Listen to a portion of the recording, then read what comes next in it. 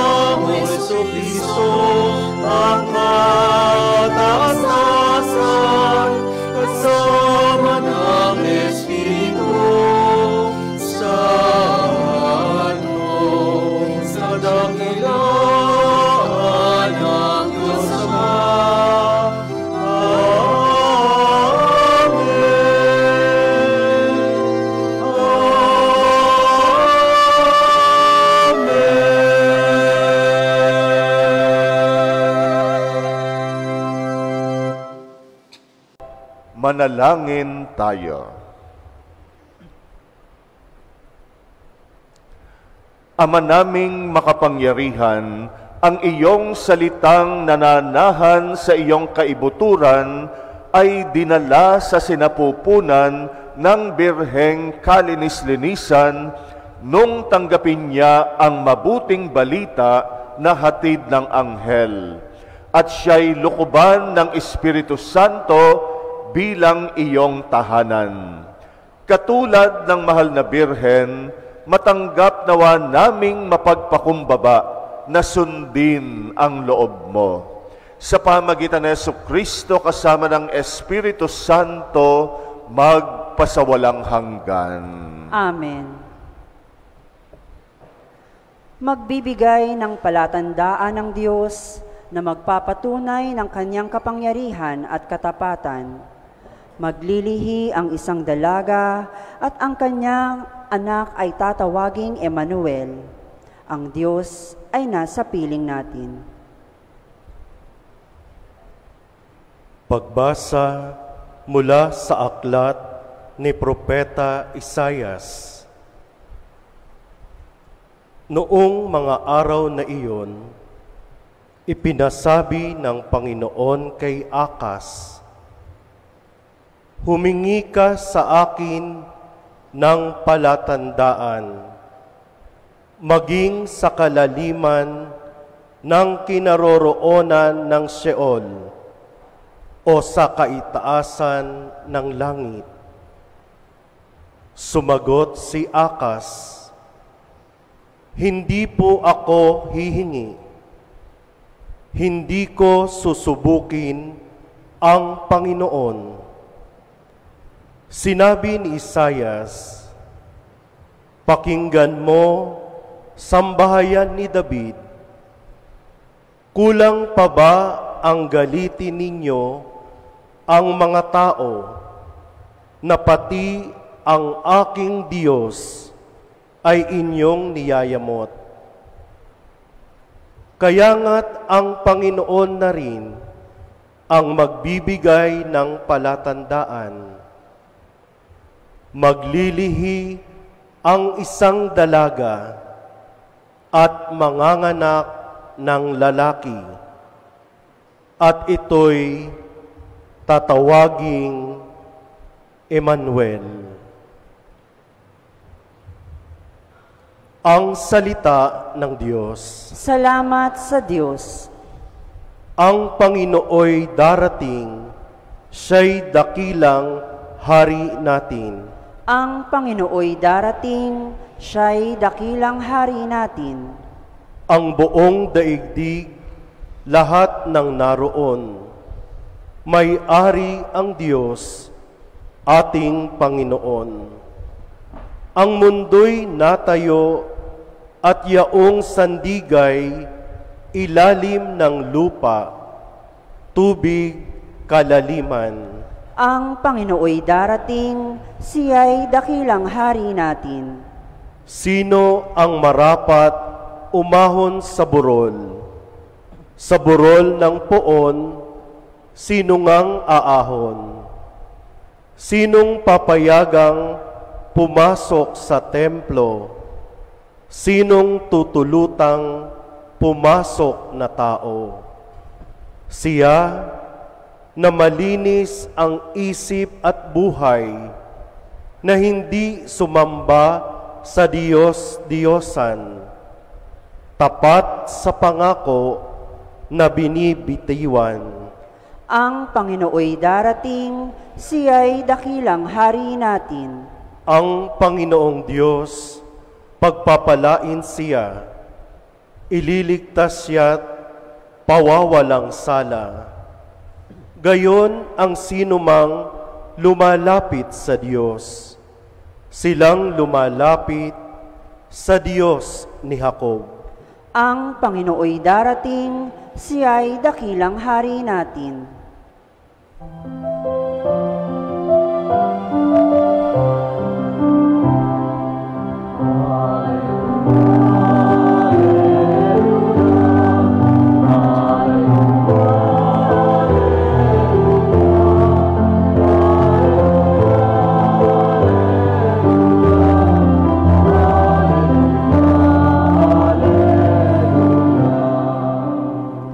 Halina, susi ni David, binubuksan mo ang langit upang kami ay masagip.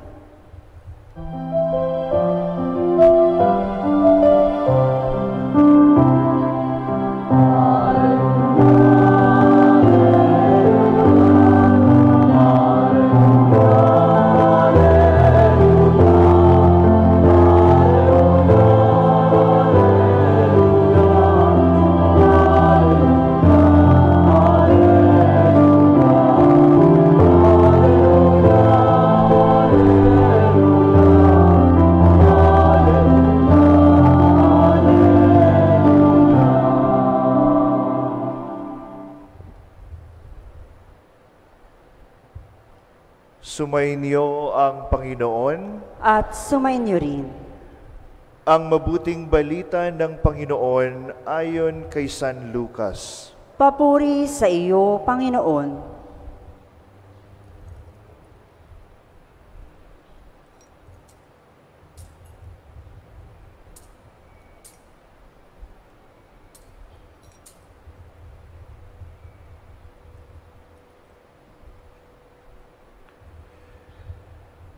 Nang ika-6 na buwan na ng pagdadalang tao ni Elizabeth, ang Anghel Gabriel ay sinugo ng Diyos sa Nazaret, Galilea, sa isang dalaga na ang pangalay Maria. Siya'y nakatakdang ikasal kay Jose, isang lalaki buhat sa lipi ni Haring David. Paglapit ng anghel sa kinaroroonan ng dalaga, binati niya ito, "Matuwa ka, ikaw ay kalugod-lugod sa Diyos," wika niya. "Sumasa iyo ang Panginoon." Nagulumihanan si Maria sa gayong pangungusap at inisip niyang mabuti kung ano ang kahulugan niyon. Kaya't sinabi sa kanya ng anghel, "Huwag kang matakot, Maria, sapagkat kinalulugdan ka ng Diyos. Makinig ka, ikaw ay maglilihi at manganganak ng isang lalaki, at siya'y tatawagin mong Jesus. Magiging dakila siya at tatawaging anak ng kataas-taasan. Ibibigay sa kanya ng Panginoong Diyos ang trono ng kanyang amang si David. Maghahari siya sa angkan ni Jacob magpakailanman, at ang kanyang paghahari ay walang hanggan." "Paanong mangyayari ito, gayong ako'y dalaga?" tanong ni Maria. Sumagot ang anghel, "Bababa sa iyo ang Espiritu Santo at liliman ka ng kapangyarihan ng kataas-taasan, kaya't banal ang ipanganganak mo at tatawaging anak ng Diyos. Natatandaan mo ang iyong kamag-anak na si Elizabeth? Alam ng lahat na siya'y baog, ngunit naglihi siya sa kabila ng kanyang katandaan. At ngayoy, ika-6 na buwan na ng kanyang pagdadalang tao, sapagkat walang hindi makapangyayari ang Diyos." Sumagot si Maria, "Ako'y alipin ng Panginoon, mangyari sa akin ang iyong sinabi." At nilisyan siya ng anghel. Mga kapatid, ang mabuting balita ng Panginoon. Pinupuri ka namin, Panginoong Hesukristo.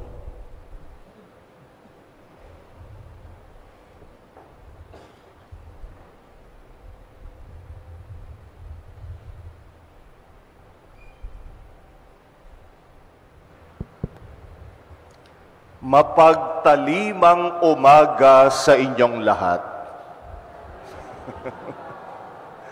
Malalim yung Tagalog natin ngayon, ha? Mapagtalima. Ano bang ibig sabihin ng mapagtalima? Anong ibig sabihin ng tumalima? Sino mga Tagalog dito? Kayo ba'y mapagtalima? Ibig sabihin ng tumalima ay sumunod. Kaya yung mapagtalima, ibig sabihin masunurin. At yan ang bati natin ngayong umaga, mapagtalimang umaga. Kasi nais natin na sa pagninilay natin ngayong umaga ay maging mapagtalima tayo sa kalooban ng Diyos. Ang sentro ng ating pagninilay ngayon ay si Maria na tumalima sa kalooban ng Diyos. Siya ay sumunod ng buong-buo sa plano at kalooban ng Diyos. Pero meron akong tanong, ano ba ang mas mahirap? Ang magsabi ng oo o ang magsabi ng hindi? Anong mas mahirap? Sino nagsasabi, mas mahirap umoo, mas mahirap magsabi ng oo, taas ang kamay? Ay, wala. O may ilan-ilan. Sino naman nagsasabi, mas mahirap humindi? Ay, mas maraming kamay. Yung iba walang sagot, hindi alam ko anong sagot. O mahirap naman talagang umoo. Lalo na kung ang inaalok sa atin ay malaking responsibilidad. Si Maria umoo sa Panginoon, pero sigurado tayo, nahirapan din siya na sumagot ng oo. Kung akala natin ang dali-dali, sigurado nag-isip din si Maria, tatanggapin ko ba ito? Itong alok sa akin na maging ina ng manunubos. Katulad din naman natin, pag inaalok tayo, lalo na maglingkod, magsilbi, nahihirapan tayong umoo. Minsan kasi, napakalaki ng responsibilidad. Iniisip natin, baka hindi ko kaya. Iniisip natin, baka hindi ko mabigyan ng oras. Iniisip natin, baka hindi ko mapangatawanan. Kaya yan ang ilan sa mga dahilan, kaya nahihirapan tayong umoo. At sigurado, meron sakripisyo na kakambal. Pero, mahirap din namang humindi. Di ba, no? Si Maria sigurado, nahirapan ding humindi. Una, dahil likas siyang mapagtalima. Likas siyang masunurin, buong buhay niya, sumusunod siya sa kalooban ng Diyos. Bagamat yung inaalok sa kanya ngayon, ito na siguro ang pinakamalaki na pag-alok sa kanya ng Panginoon, ng pagbibigay ng kanyang sarili, nahirapan din siyang humindi. Kasi nga, masunurin siya. Tayo rin minsan ay nahirapan tayong humindi. Una, kung alam naman talaga natin sa puso natin na kaya natin o meron tayong talento o kakayanan sa ganitong uri ng pagsisilbi. Lalong mahirap humindi kapag kayong nag-aalok sa atin, buo ang tiwala sa atin. At lalong mahirap humindi kapag iniisip natin na sa pag-oo natin, marami ang makikinabang. Pagka umo-oo tayo, hindi lang yan para sa sarili natin. Pagka umo-oo tayo, ito ay para sa mga tao na makikinabang, mapapabuti sa ating paglilingkod at pagsisilbi. Kaya minsan kahit ayaw natin, hirap tayong humindi, pero binibigay natin ang ating matamis na oo. Ang mabuting balita, bagamat si Maria nahirapang umoo, nahirapan ding humindi, sa huli, umoo siya. At sa kanyang pag-oo, nagkatawang tao ang ating manunubos, ang ating tagapagligtas. Nakamit natin ang biyaya ng kaligtasan at katubusan. Yung ebanghelyo natin ngayon, ito'y kwento ng Annunciation, pagpapakita ng anghel kay Maria para ibalita yung alok ng Diyos na siya'y maging ina. Yung Annunciation nangyayari din sa atin, akala nyo? Akala nyo kay Maria lang yon? Every day, meron din tayong kanya-kanyang karanasan ng pagdalaw ng anghel. Di nga lang tayo nakakakita. ng anghel na may pakpak, katulad ni Gabriel. Pero araw-araw, dumadalaw ang Diyos sa atin. Dumadalaw ang anghel para alokin tayo na tumugon sa kalooban ng Diyos. Pag may lumapit lang sa ating nangangailangan, humihingi ng tulong, at merong ka namang kakayanang tumulong, siya ang nagsisilbing anghel sa atin. Pag may nag-aalok sa atin, mag-serve, magsilbi, lalo na sa simbahan, siya ang nagiging anghel. Siya ang nagiging tinig ng Diyos sa atin. Naalokan na ba kayo na mag-serve, maglingkod in one way or another, lalo na sa ating simbahan? Ako, mahirap umoo. Kaya nga, ang hirap mag-recruit sa mga organisasyon at mga ministries. Kasi nga talagang bibigyan mo ng oras. Pero minsan, pag dumating yung alok na yan, medyo pagnilayan natin at pag-isipan. Baka yung nag-aalok sa atin, siya ang anghel ng Panginoon. Kami ni Father Omar, nagkaroon din kami ng annunciation. Kaya nga nagpari kami. At ito ang pinakamalaking oo na binigay namin sa Panginoon. Yung umoo kami na maging pare buong buhay namin. Kayo rin, sigurado, meron kayong mga pinakamalaking oo na ginawa sa Diyos. Ano kaya yon? Pag-isipan ninyo. Ano yung pinakamalaking oo na naibigay ninyo sa Panginoon? Pagka umoo tayo, paninindigan natin yan. Yung malaking oo natin, masusundan pa yan ng mga maliliit na oo araw-araw.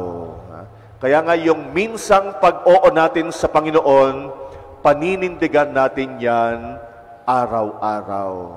Kami nagpare nung umoo kami sa araw ng aming ordinasyon, nasundan ito hanggang ngayon ng mga maliliit na pag-oo.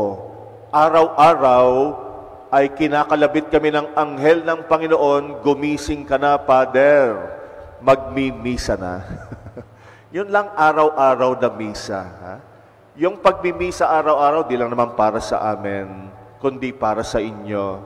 Dahil kailangan nyong makapakinig ng salita ng Diyos araw-araw. At kailangan ninyong tanggapin si Kristo tuwing kayo ay magmimisa. Marami pa siyempre na mga maliliit na pagtawag ng paglilingkod. Yung mga lay ministers natin, malaki rin ang hamon sa kanila.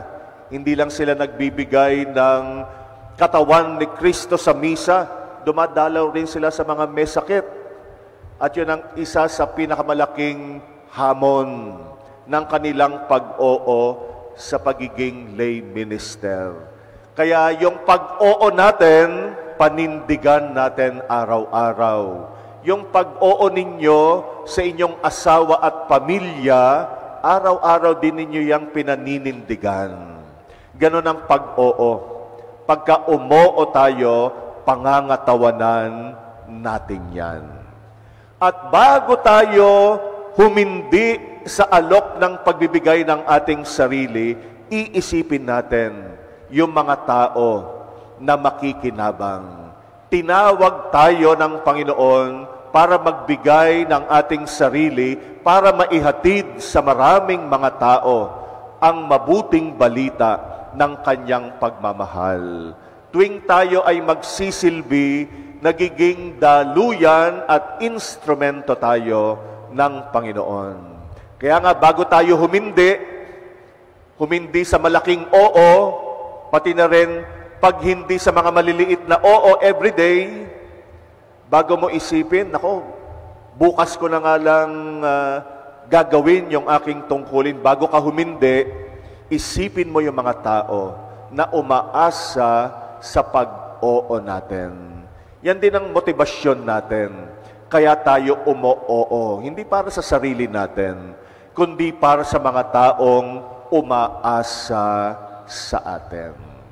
Kaya nga itong misa natin ngayon, ay pagninilay natin ng pag-oo sa iba't ibang paraan na ang Panginoon ay kumakatok sa mga puso natin para maglingkod sa Kanya at sa ating kapwa, para magbigay ng ating sarili. Pagdasal natin yung mga bisita nating seminarista, umuo din sila sa tawag na magpare, sana magtuloy-tuloy sila. Si Father Omar ay nung ako ay formator pa sa San Carlos Seminary, isa siya sa mga naging seminarista namin. Siya ay nasa Theology Department. Ako noon ay director ng college seminary. Ngayon siya na sa Diocese ng Daet. Kasama niya mga college seminarians. Pagdasal natin sila, kakanta sila mamaya. Pagdasal natin kasi marami pa silang kanin na marami pang kakaning bigas dahil mahaba-haba pa ang kanilang pagiging paglalakbay. Sana tayong lahat ay makapagbigay ng pag-oo natin sa Panginoon. Maibigay natin yung ating sarili. Bigyan natin ng papuri at lugod ang Panginoon sa pamagitan ng pagbibigay natin ng matamis na oo.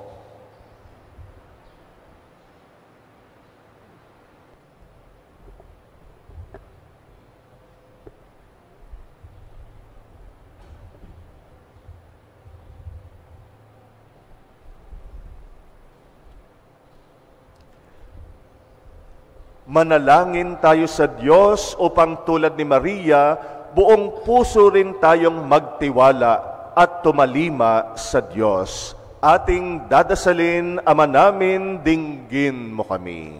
Ama namin, dinggin mo kami.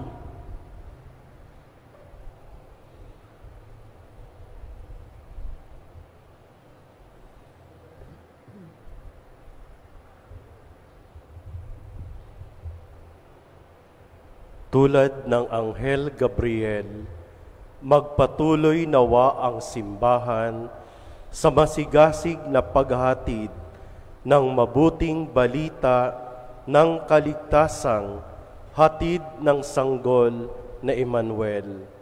Manalangin tayo sa Panginoon. Ama namin, dinggin mo kami.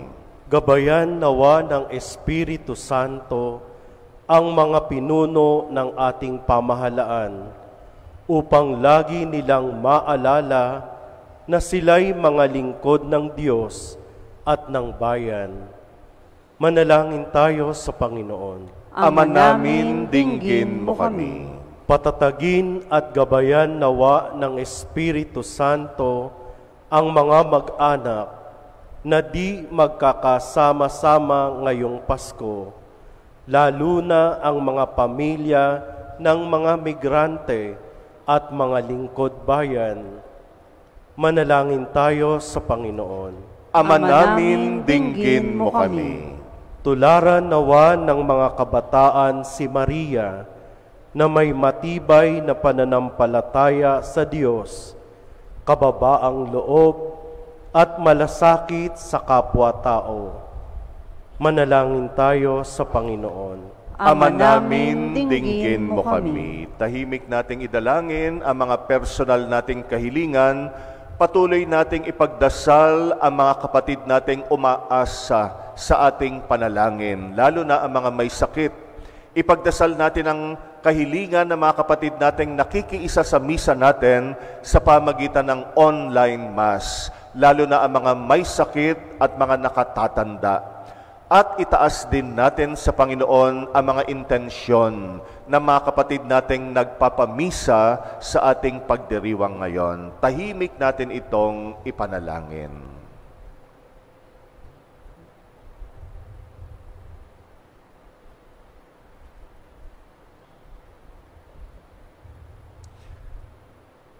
Panginoon, katulad ng mahal na ina, kami rin nawa ay tumalima sa iyong kalooban. Tuwing ikaw ay kakatok sa aming mga puso, maibigay namin sa iyo ang aming matamis na oo. Ikaw na aming Panginoon magpasawalang hanggan. Amen.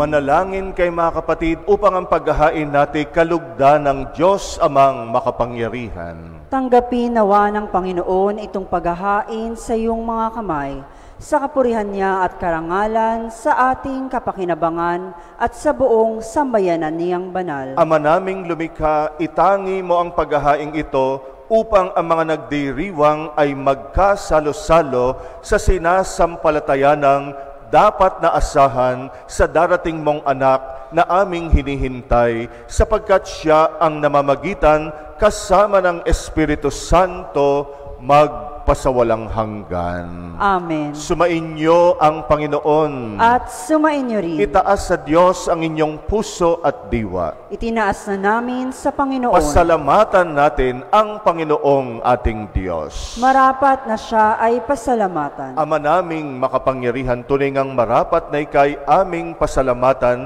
sa pamagitan ng Jesucristong aming Panginoon. Ang pagsusugo mo sa Kanya ay ipinahayag ng lahat ng mga propeta. Ang pagsilang niya'y pinanabikan ng mahal na birheng Kanyang inang tunay sa kapangyarihan ng Espiritong Banal. Ang pagdating niya'y inilahad ni San Juan Bautista sa Kanyang pagbibinyag. Ngayong pinaghahandaan namin ang maligayang araw ng Kanyang pagsilang, kami nananabik at nananalangin lubos na makaharap sa Kanyang kadakilaan. Kaya kaisa ng mga anghel na nagsisiawit ng papuri sa iyo, nang walang humpay sa kalangitan, kami nagbubunyi sa iyong kadakilaan.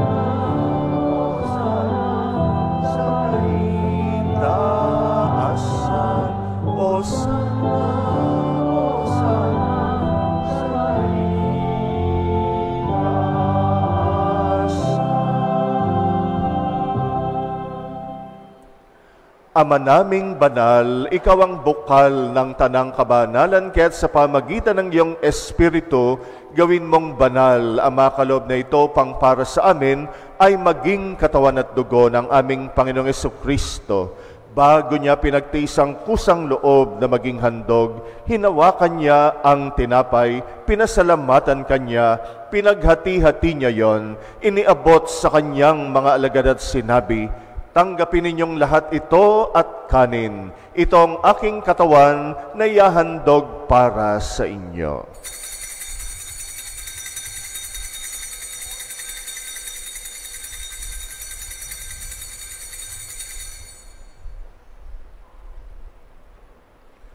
Gayon din naman nung matapos ang hapunan, hinawakan niya ang kalis, muli kanyang pinasalamatan, iniabot niyang kalis sa kanyang mga alagad at sinabi, "Tanggapin ninyong lahat ito at inumin. Ito ang kalis ng aking dugo, ng bagot walang hanggang tipan, ang aking dugo na ibubuhos para sa inyo at para sa lahat. Sa pagpapatawad ng mga kasalanan, gawin ninyo ito sa pag-alala sa akin."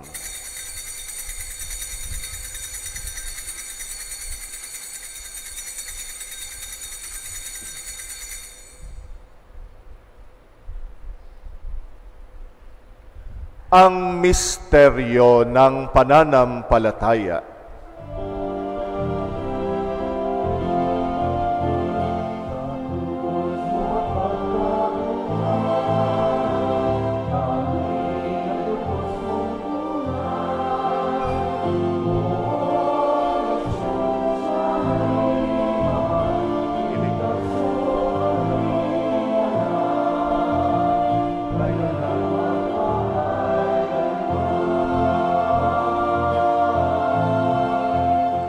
Ama, ginagawa namin ngayon ang pag-alala sa pagkamatay at muling pagkabuhay ng iyong anak. kaya't inaalay namin sa iyo ang tinapay na nagbibigay buhay at ang kalis na nagkakalob ng kaligtasan. Kami nagpapasalamat dahil kami yung minarapat tumayo sa harap mo para maglingkod sa iyo. Sinasamo namin kaming magsasalo-salo sa katawan at dugo ni Kristo'y mabuklod sa pagkakaisa sa pamagitan ng Espiritu Santo. Ama, lingapin mo ang iyong simbang laganap sa buong daigdig. Puspusin mo kami sa pag-ibig kay San Francisco na aming Papa at ni Jose na aming Obispo at ng Tanang Kaparian. Alalahanin mo rin ang mga kapatid naming nahimlay ng may pag-asang sila'y muling mabubuhay, gayon din naman ang lahat ng mga pumanaw. Kaawaan mo sila at patuloyin sa iyong kaliwanagan. Kaawaan mo at pagindapatin kaming lahat na makasalo sa iyong buhay na walang wakas, kaysa ng mahal na Birheng Maria na ina ng Diyos, ang kanyang kabiyak ng puso si San Jose, kaysa ng mga apostol at ng lahat ng mga banal na namuhay dito sa daigdig ng kalugod-lugod sa iyo, may pagdiwang nawa namin ang pagpupuri sa ikararangal mo sa pamamagitan ng iyong anak na aming Panginoong Hesu Kristo.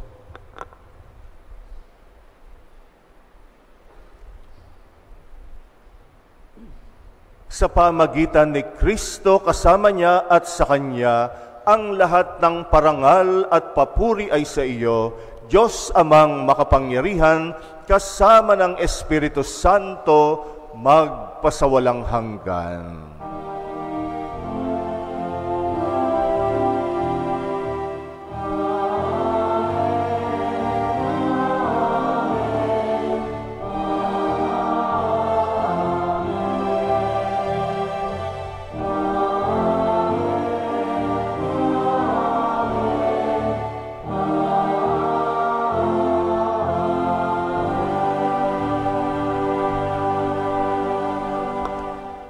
Tumatalima sa kalooban ng Diyos, manalangin tayo ngayon sa ating Ama sa Langit, alinsunod sa turo sa atin ng Panginoong Hesus.